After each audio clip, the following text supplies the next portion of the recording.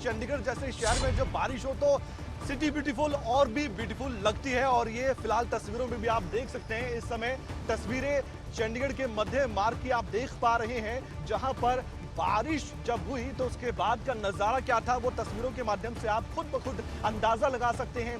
काफी गाड़ियां ऐसी हैं जो जल भराव की समस्या का शिकार हो गई। एक गाड़ी तस्वीर में आप देख भी सकते हैं और उसके पीछे पीछे दो और गाड़ियां जल भराव की दिक्कत की वजह से यहाँ पर रुकती हुई नजर आ रही है। ये चंडीगढ़ जैसे शहर में जब होता है तो यकीन कर पाना मुश्किल होता है, क्योंकि यहाँ पर कहा जाता है कि वाटर लॉगिंग की समस्या, पानी की निकासी की समस्या बिल्कुल भी नहीं है। लेकिन जब बारिश ज्यादा होती है, इंद्र देवता मेहरबान ज्यादा होते हैं, तो फिर सब कुछ लाचार सा दिखाई देता है। प्रशासन के इंतजाम भी धराशायी हो जाते हैं और जो दावे बड़े बड़े होते हैं वो फेल हो जाते हैं। ये तस्वीरें आप इस समय चंडीगढ़ के मध्य मार्ग की देख सकते हैं।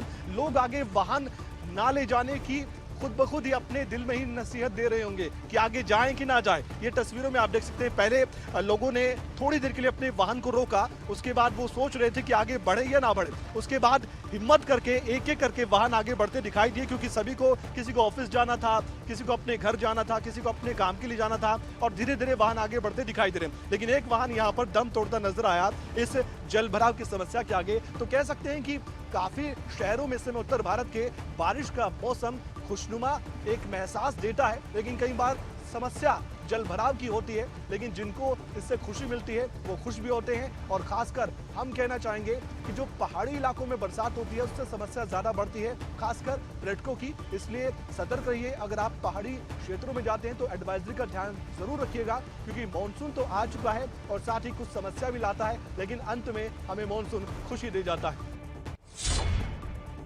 मानसून की दस्तक आम लोगों के चेहरे पर खुशी लेकर आई है। आज हुई झमाझम बारिश ने गर्मी से आम लोगों को काफ़ी राहत दी है। इन तस्वीरों को आप बखूबी देख सकते हैं कि करीब 2 घंटे की भारी बारिश से सड़कें जलमग्न, ना सिर्फ जलमग्न हुई हैं बल्कि जल भराव की स्थिति भी इस वक्त खड़ी हो गई है। इस वक्त मैं नेशनल हाईवे पर 73 पर हूँ, जो पोटा साहिब से जगाधरी की तरफ निकलता है, और मैं ठीक छछरौली के मेन रोड पर हूं। और यहां पर आप तस्वीरें बखूबी देख सकते हैं कि जल भराव की स्थिति किस तरह हो गया है। करीब आधा फीट पानी जमा यहां पर सड़कों पर हो गया है। निकासी का किसी भी तरह का यहां पर कोई प्रबंध नहीं किया गया है। हालांकि प्रशासन की तरफ से दावे तो बहुत किए गए थे कि बारिश के वक्त सभी तैयारियां मुकम्मल कर ली जाएंगी, लेकिन इन तस्वीरों ने उन सभी दावों को झुटला दिया है, उन सभी दावों को नकार दिया है। वाहन चालकों को आप देख सकते हैं कि किस तरह सावधानी से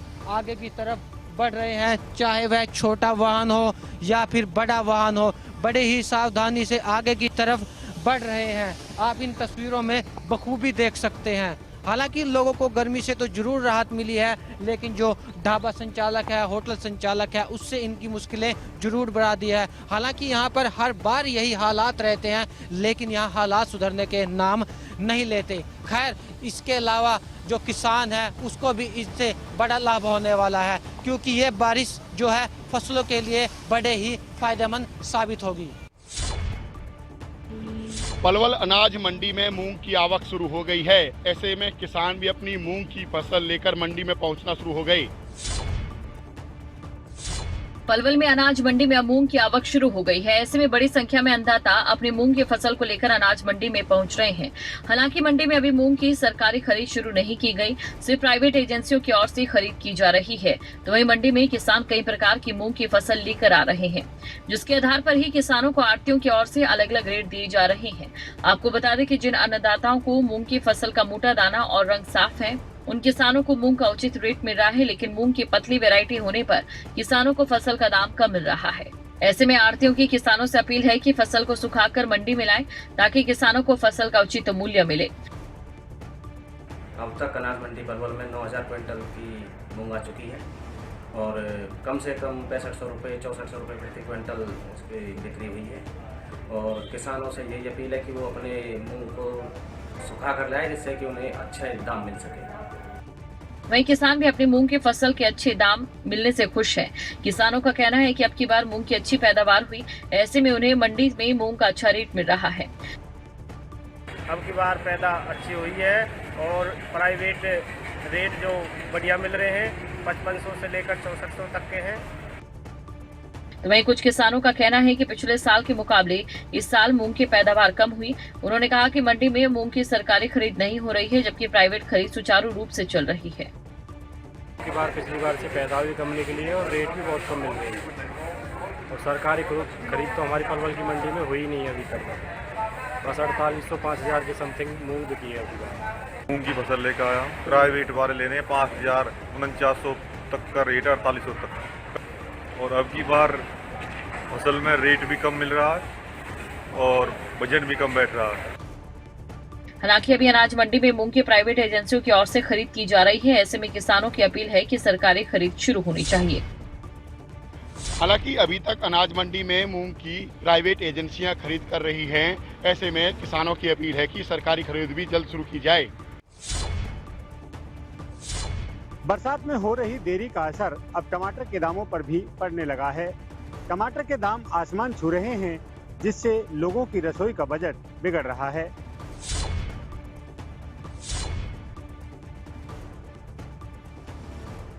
जहां काफी समय से तपतपाती गर्मी ने लोगों का हाल बेहाल कर रखा था, तो वहीं अब लोगों का बढ़ती महंगाई से भी टेम्परेचर बढ़ने लगा है। गर्मियों में तपतपाती गर्मी ने लोगों का जीना बेहाल कर दिया। मॉनसून आया लेकिन जरा देर से, और बरसात में हो रही देरी का असर अब सब्जियों के दामों पर पड़ने लगा है। टमाटर के दाम तो आसमान छू रहे हैं। जो टमाटर सब्जी मंडी में एक सप्ताह पहले 60 से 70 रुपए प्रति किलो की दर से मिल रहा था, वो अब बढ़कर 100 रुपए प्रति किलो हो गया, जिसके बाद से टमाटर अब गरीब की रसोई से गायब होने लगा है, जिसने लोगों की रसोई का जायका बिगाड़ दिया है। इसके अलावा अन्य फसलों की बात करें तो टमाटर के भाव 100 रुपए प्रति किलो, नींबू 80 रुपए प्रति किलो, तोरी 40 रुपए किलो बिक रही है। बैंगन के दाम 40 रुपए प्रति किलो, भिंडी 40 रुपए प्रति किलो, लहसुन 80 रुपए प्रति किलो बिक रहा है। आलू 40 रुपए प्रति किलो, तो वहीं मिर्च 60 रुपए किलो के भाव से बिक रही है। भाई गरीब लोग में तो खा ही ना सका, टमाटर का इतना महंगा दाम हो रहे हैं। ये 120 रुपए किलो दे रहे हैं टमाटर, तो गरीब लोगों को तो महरूम हो रहा है, सोना बन रहा है टमाटर। जितने भी सब्जी सब महंगाई है, महंगाई के ऊपर गरीब लोग तो ज्यादा परेशान है। फिलहाल तो सबसे महंगे सभी टमाटर चल रहा है, और टमाटर जो चल रहा है इस कारण चल रहा है कि बरसात तो होने रही, और बरसात नहीं होने के कारण टमाटर बाहर से आ रहा है, और बाहर से काफी महंगा आ रहा है। 100 रुपए किलो चल रहा है टमाटर। सब्जी से लेकर रसोई तक, गैस सिलेंडर देखो कितने का हो गया। सब्सिडी मिलती थी, अब वो भी नहीं मिल पा रही है। हमारा बजट बिल्कुल खत्म हुआ पड़ा है। 200-300 रुपए कमाते हैं, वो हमारे खर्चे में उठ जाते हैं। खरीदार ही नहीं, दुकानदारों के लिए भी टमाटर के बढ़ते दाम पहुंच से बाहर होते जा रहे हैं, क्योंकि लोग टमाटर को छोड़ अब सस्ती सब्जियों का रुख कर रहे हैं।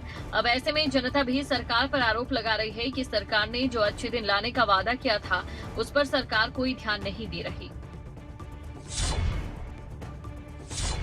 अब देखना यही होगा कि लोगों की रसोई का बजट बिगाड़ रहे टमाटर के दाम कम होंगे, या फिर यूं ही लोगों को महंगाई की मार झेलनी पड़ेगी। मॉनसून ने दस्तक दे दी है, और इसी वजह से करनाल के प्रशासन ने मॉनसून को लेकर कमर कस ली है, जिसके बाद करनाल के उपायुक्त अनीश यादव यमुना सहित नदियों पर चल रहे कार्यों की समीक्षा करने में जुटे हुए हैं। बारिश के मौसम में आमतौर पर जलभराव की समस्या बढ़ जाती है। नदी नालों के समेत तो हालात और ज्यादा बेकाबू हो जाते हैं। लिहाजा करनाल के उपायुक्त ने बरसात को लेकर एक्टिव मोड अपना लिया। बाढ़ से बचाव के लिए जिला प्रशासनिक अधिकारी भी अलर्ट मोड पर हैं। उपायुक्त अनीश यादव यमुना सहित नदियों पर चल रहे कार्यों की समीक्षा करने में जुटे हैं। सभी अधिकारियों की 24 घंटे की ड्यूटी लगा दी गई है, जो अपने अपने क्षेत्र में होने वाली दिक्कतों के लिए जिम्मेदार होंगे।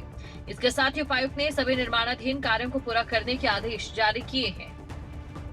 इसमें मुख्य तौर पे हमारे जो इरिगेशन महकमा इन्वॉल्व रहा था, और सारे हमारे जो कंसर्न एसडीएम्स हैं सभी की हमने ड्यूटीज़ लगाई है और सतर्क रहने को बोला है। इसके लिए हमारे जो फ्लड प्रोटेक्शन के टोटल 15 ऐसे काम थे जो कि लॉन्ग टर्म और शॉर्ट टर्म स्कीम्स के मद्देनज़र 30 जून से पहले कंप्लीट होने थे। इसमें मेरे द्वारा पर्सनली भी इंस्पेक्शन करा गया है कुछ कामों का, और जो 2 नए स्टड्स बोलते हैं जो कि रूट जो पानी का जो फ्लो होता है उसको डाइवर्ट करने में मदद करते हैं, तो कार्य भी 30 जून तक संपन्न हो जाएगा। इसके अलावा हमारा इरिगेशन जो कैनाल्स हैं या ड्रेन्स हैं, इनकी साफ़ सफाई का काम हमारा बड़ी ज़ोर शोर से चल रहा है। प्रशासन की माने तो 15 जगह काम चल रहे हैं, जिन्हें जल्द से जल्द पूरा करने की उम्मीद जताई जा रही है। वहीं दूसरी तरफ करनाल जिले में करीब 50 किलोमीटर का एरिया यमुना के साथ लगता है। इस एरिया के साथ लगते गांव वासियों से प्रशासन संपर्क बनाए हुए है। अगर कोई संभावित बाढ़ संबंधित जानकारी होगी, उसे तुरंत ही ग्राम वासियों को बताया जाएगा। कई बार ऐसा देखने में आया है कि भाई जैसे चूहे कई बार ऐसा बिल खोद देते हैं या फिर कोई ऐसा पशु ऐसे बिल खोद देते हैं ताकि वो जो बांध होता है वो उसकी वीकनिंग हो जाती है ओवर पीरियड ऑफ टाइम। तो इसके लिए हमारी तरफ से ड्यूटीज़ लगाई जाएंगी इरिगेशन महकमे की तरफ, उनकी भी हमारा जो रेवेन्यू डिपार्टमेंट होएगा या पंचायत महकमा होगा, सभी की राउंड द क्लॉक 24/7 सर्वेलेंस रहेगी। हम लोग बिल्कुल सतर्क रहेंगे, वहाँ पे मॉनिटरिंग रहेगी, इफेक्टिव मॉनिटरिंग रहेगी। और जो खासकर जो रिहायशी इलाका है यमुना के से सटा हुआ, वहाँ पे हम लोगों से के साथ में टच में रहेंगे और एक कम्युनिकेशन प्लान सेटअप करा है हमने। कोई ऐसी अनफोर्सिन सिचुएशन आती है तो उनको तुरंत प्रभाव से बताया जाएगा और उनको वहाँ से फिर एवैक्यूएट करा जाएगा। इसके साथ ही जिला उपायुक्त ने अधिकारियों को निर्देश दिए कि अधिकारियों को बांध की मजबूती को बनाए रखने के निर्देश दिए गए हैं। अधिकारियों को अपने अपने क्षेत्रों पर विशेष निगरानी रखने के आदेश दिए गए हैं। उपायुक्त ने अधिकारियों को सख्त निर्देश देते हुए चेतावनी दी कि लापरवाही किसी भी सूरत में बर्दाश्त नहीं की जाएगी। कुल मिलाकर करनाल जिला प्रशासन ने बारिश के दिनों में पैदा होने वाली समस्याओं से निपटने के लिए कमर कस ली है। कुल मिलाकर करनाल जिला प्रशासन ने बारिश से होने वाली समस्याओं से निपटने के लिए कमर कस ली है। देखना ये होगा कि करनाल प्रशासन के दावे और तैयारियां समस्याओं से निपटने के लिए काफी हैं या फिर प्रशासन के दावों की पोल खुल जाएगी। झज्जर के नागरिक अस्पताल में इन दिनों मरीजों को काफी परेशानियों का सामना करना पड़ रहा है, क्योंकि मरीजों को पिछले काफी समय से अस्पताल में डॉक्टर्स नहीं मिल रहे और बाकी की बची कसर तो उन दावों ने पूरी कर दी है जिन्हें कि अस्पताल में होने की बात कही जाती थी।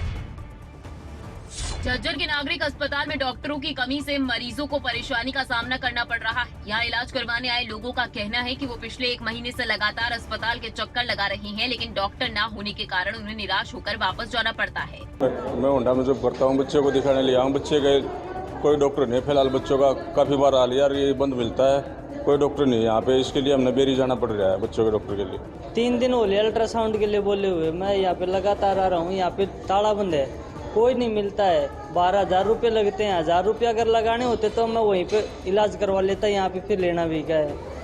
3 दिन लगातार हो गए, आता हूँ दिन में 3-3, 4-4 बार चक्कर काटता हूँ यहाँ से, लेकिन ताला बंद रहता है। लोगों का कहना है कि बाहर से इलाज काफी महंगा होता है। अगर उनके पास पैसे होते तो वो प्राइवेट अस्पताल में जाकर अपना इलाज करवा लेते। वहीं झज्जर सिविल अस्पताल में डॉक्टर्स ना होने की वजह से मरीज बेहद परेशान हैं। दरअसल यहाँ तैनात कई डॉक्टर लंबी छुट्टी पर गए हुए हैं और मरीजों के इलाज के लिए कोई भी वैकल्पिक व्यवस्था नहीं की गई है। आपको बता दें, अस्पताल में डॉक्टर्स की कमी आज से नहीं बल्कि पिछले 2 महीनों से लगातार बनी है। ऐसे में मरीज वाकई में परेशान है, क्योंकि झज्जर के एकमात्र बड़े अस्पताल में ही जब उन्हें डॉक्टर्स नहीं मिल रहे हैं तो उनकी परेशानियां और ज्यादा बढ़ जाती है और बची कसर तो वो सुविधाओं के दावे पूरे कर देते हैं जो कि प्रशासन की ओर से, स्वास्थ्य प्रबंधन की ओर से किए गए थे। झज्जर के बहादुरगढ़ में इन दिनों महिलाएं सीवरेज ओवरफ्लो होने और पानी निकासी की व्यवस्था न होने के कारण सड़कों पर उतर आई हैं। गुस्साई महिलाएं ने झज्जर और बहादुरगढ़ मार्ग पर जाम लगा दिया। मानसून ने दस्तक दे दी है। पिछले 24 घंटे से कई राज्यों में लगातार बारिश हो रही है, तो कुछ राज्य ऐसे हैं जहां रुक रुक कर बारिश हो रही है। अब बरसात के इस मौसम में जहां लोगों को गर्मी से राहत मिली है, तो वहीं कुछ लोगों की परेशानियां और ज्यादा बढ़ गई हैं। परेशानी बढ़ने के पीछे की वजह सीवरेज ओवरफ्लो होना और पानी निकासी की व्यवस्था न होना है। बहादुरगढ़ में दोनों समस्याओं से परेशान होकर महिलाएं सड़कों पर उतर आईं। गुस्साई महिलाओं ने झज्जर बहादुरगढ़ मार्ग को जाम कर दिया। इस दौरान झज्जर बहादुरगढ़ मार्ग पर वाहनों की लंबी कतारें भी देखने को मिली। हो गया, सिविल साफ नहीं हो रहे बिल्कुल भी। ऐसा प्रशासन की क्या मजबूरी होगी जो पानी कहीं निकासी नहीं है। 4, 5 और 6 3 गलियों में दिक्कत आ रही है और किसी में नहीं है। अधिकारी क्या कहते हैं? अधिकारी कुछ नहीं कहते, ना अधिकारी कोई आके यहाँ देखता, ना कोई अधिकारी काम करवाता। सब ने अपने गाड़ियाँ में बैठे, गाड़ियाँ से नीचे पैर नहीं उतारना। उन जनता से पूछ के देखो ना जो इतने गंदे पानी में से निकल के जा रही है। वे बीमार, बच्चे बीमार पड़े। दरअसल बहादुरगढ़ के देवनगर की गली नंबर 5 में पिछले 2 महीने से सीवरेज व्यवस्था ठप पड़ी है। रोजाना सीवरेज ओवरफ्लो होने की समस्या से लोग परेशान हैं। काफी दिनों से समस्या झेल रही महिलाओं के सब्र का बांध टूट गया और महिलाएं सड़कों पर उतर आईं। महिलाओं का कहना है कि उच्च अधिकारियों को इस समस्या के संबंध में कई बार लिखित और मौखिक रूप से अवगत करवाया जा चुका है, लेकिन अधिकारी उनकी समस्या की तरफ ध्यान नहीं दे रहे। अगर 5 नंबर गली से हूँ, वैसे 2, 3, 4 इन तीनों में मतलब पानी की समस्या है और कोई भी प्रशासन का काम नहीं कर रहे और बारिश के टाइम तो बिल्कुल नहीं निकला जा। वैसे भी घर में इतनी वो हो जाए बदबू, अगर कोई जानवर मरे पड़े घर का अंदर, खाना भी नहीं खाया जा। प्रशासन एक दिन भी रह के दिखा दो, हम जिंदगी रह के दिखा देंगे। क्या कहते हैं अधिकारी, क्या कहते हैं? कोई काम नहीं करता जी, पता नहीं अधिकारी कोई आता ही नहीं देखने के लिए, चाहे कितनी कंप्लेंट लिखवा दो, कोई कुछ कर दो, कोई कुछ नहीं कर पाए। पिछले 2 महीनों से इन महिलाओं की समस्या का समाधान नहीं हुआ है। उस पर से अब बरसात का मौसम, लगातार हो रही बारिश के बाद इन सड़कों का हाल और ज्यादा बदहाल हो जाएगा। लिहाजा ऐसे में बेहद जरूरी है कि सड़कों की बदहाली को सुधारा जाए, वक्त रहते सड़कों की समस्या का समाधान किया जाए। उधर प्रशासनिक अधिकारियों ने भी गुस्साई महिलाओं को आश्वासन तो दिया है, लेकिन देखना यही होगा कि इस समस्या का समाधान कब तक हो पाता है। प्रशासनिक अधिकारियों ने मौके पर पहुंचकर महिलाओं को इस समस्या के जल्दी समाधान का आश्वासन तो दिया है, लेकिन समस्या का स्थायी समाधान कब तक होगा, ये देखने वाली बात होगी। हरियाणा के चरखी दादरी जिले से एक बार फिर से भ्रष्टाचार का मामला सामने आया है। हालांकि भ्रष्टाचार का ये मामला कोई नया मामला नहीं है, बल्कि ये 4 साल पुराना मामला बताया जा रहा है, जिसमें कि अब जाकर कार्रवाई हो रही है। चरखी दादरी के पेचोपा कला ग्राम पंचायत में 7 करोड़ 57 लाख से ज्यादा रुपए का गबन सामने आया है। बीडीपीओ की शिकायत पर बाढ़रा थाना पुलिस ने इस संबंध में निवर्तमान महिला सरपंच और ग्राम सचिव के खिलाफ रिपोर्ट दर्ज की है। आरोपियों पर सरकार की ओर से निर्धारित रॉयल्टी राशि को कम कर ग्राम पंचायत को नुकसान और माइनिंग कंपनी को फायदा पहुँचाने का आरोप है। गाँव पिपोचा कला की तत्कालीन सरपंच खजानी देवी, ग्राम सचिव चमन प्रकाश, जिन्होंने आपस में मिलकर के मैसर सैनिक माइनिंग कंपनी के साथ गलत तरीके से समझौता करके ग्राम पंचायत पिपोचा कला को 7 करोड़ 57 लाख 59,500 रुपये की वित्तीय हानि पहुंचाई है। साल 2018 में पिचोपा कला निवासी सुमेध ठेकेदार ने जिला प्रशासन को एक शिकायत दी थी, जिसमें बताया गया था कि माइनिंग कार्य के लिए कंपनी ग्राम पंचायत को 10% रॉयल्टी राशि के रूप में दे देती है। तत्कालीन सरपंच खजानी देवी और ग्राम सचिव चमन प्रकाश ने 10 की बजाय माइनिंग कंपनी से 1% रॉयल्टी राशि में करार लिया। अब देर से ही सही, लेकिन 4 साल पुराने इस भ्रष्टाचार के मामलों में कार्रवाई हो रही है। पुलिस ने अपनी ओर से इस मामले में एफआईआर भी दर्ज कर ली है, तो वही शिकायतकर्ता जिसने भ्रष्टाचार के इस पूरे के पूरे खेल को उजागर किया था, उसकी 8 महीने पहले ही मौत हो चुकी है। जींद के पोस्ट ऑफिस में धोखाधड़ी का मामला सामने आया है। यहां फर्जी हस्ताक्षर करके 21 लोगों के खाते से पैसे निकाल लिए गए। जींद में लोगों से उस वक्त धोखाधड़ी हो गई जब लोगों की जमा पूंजी में डाका डालने का काम किया गया। जी हां, जींद का ईटल कला गांव, जहां एक पोस्ट ऑफिस के करीब 21 लोगों के साथ ये धोखाधड़ी की गई। फर्जी हस्ताक्षर कर 21 लोगों के खातों से करीब 11 लाख रुपए निकाल लिए गए। इतना ही नहीं, इसके बाद आरोपियों ने हस्ताक्षर की कॉपियां भी गुम कर दी। दरअसल यहाँ लोग बीपीओ पर भरोसा कर अपनी पासबुक दे देते थे, क्योंकि बीपीओ को इस गांव में काफी समय हो गया था। लेकिन लोगों को कहां पता था कि जिस बीपीओ पर उन्होंने भरोसा किया था वही उनकी जीवन पूंजी को हड़पने का काम करेगा। बीपीओ ने अकेले ही नहीं, एसीपी के साथ मिलकर घटनाक्रम को अंजाम दिया। हमारे संज्ञान में एक मामला आया है। ईटल कला में हमारे एक कर्मचारी श्री रोहित कुमार जी लगे हुए थे। उन्होंने उनके काम में थोड़ी अनियमितता पाई गई है। उन्होंने कुछ लोगों से, कस्टमर से पैसे लेकर उनकी पासबुक में तो मोहर लगा दी है, लेकिन वो गवर्नमेंट के अकाउंट में अकाउंट बार नहीं करे हैं, जिससे कि ये अनियमितता का मामला बनता है। और इसकी बहुत हाई लेवल पर उस तरह कमेटी गठित की गई है और बहुत जल्दी इसकी इंक्वायरी की जाएगी। और जो भी तथ्य सामने आएंगे उसके बाद जो भी दोषी पाया जाएगा उसके खिलाफ विभागीय कार्रवाई सख्त से सख्त की जाएगी। उसी की इंक्वायरी अभी चल रही है और जो भी उसके बाद तथ्य सामने आएंगे तभी कुछ ना कुछ आगे फैसला लिया जा सकता है। बीपीओ और एसीपी की इस करतूत की शिकायत गांव के एक निवासी संजय कुमार ने पुलिस में दी थी, जिसके बाद पुलिस ने बीपीओ रोहित और एसीपी कुलदीप के खिलाफ केस दर्ज कर लिया है। साथ ही दोनों की तलाश में जुट गई। संजय कुमार निवासी गांव दरियावाड़ा द्वारा पोस्ट ऑफिस के कर्मचारियों द्वारा ग्रामीण लोगों ने जो पोस्ट ऑफिस में पैसे जमा कराते हैं उनके पैसे हड़पने के आरोप के बारे में मार्च 2022 में दरखास्त दी थी, जिसकी जांच आर्थिक अपराध शाखा जींद द्वारा की गई है।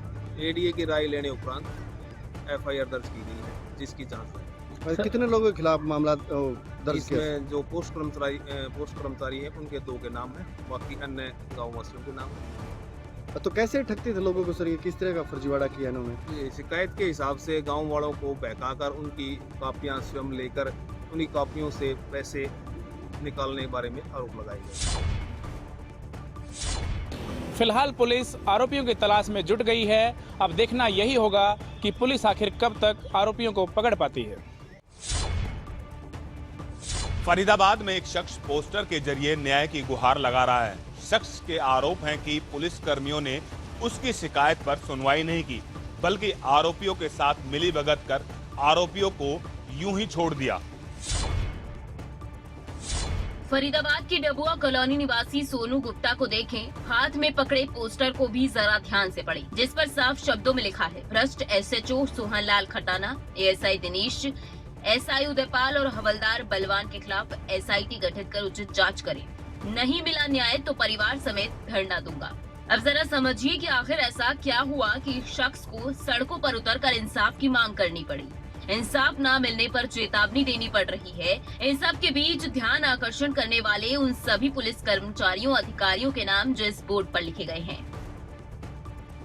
मेरा सोनू गुप्ता जी। सोनू जी, आप एक पोस्टर लेके बैठे आज, क्या है इसमें? कुछ ऐसा ही है और एसएचओ का आपने नाम लिख रखा, क्या है इनके?